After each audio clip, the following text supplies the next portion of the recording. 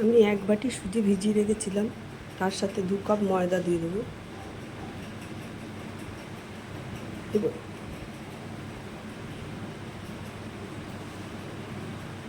এবার আমি ভালোভাবে ময়দাটাকে সুজিটাকে ভালোভাবে একটা ব্যাটারের মতো তৈরি করে নেব।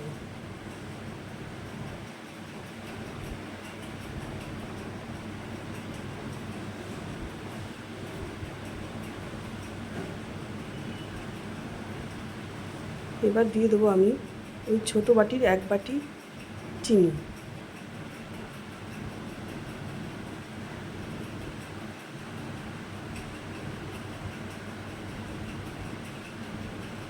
ভালোভাবে ব্যাটারটাকে আমি মিক্সড করে নিয়েছি।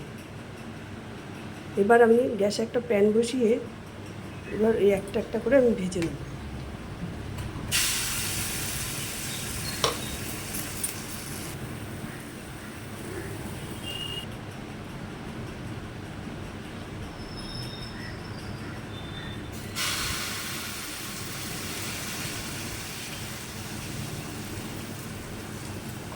এবার আমার রেডি। সকালের জলখাবার রেডি।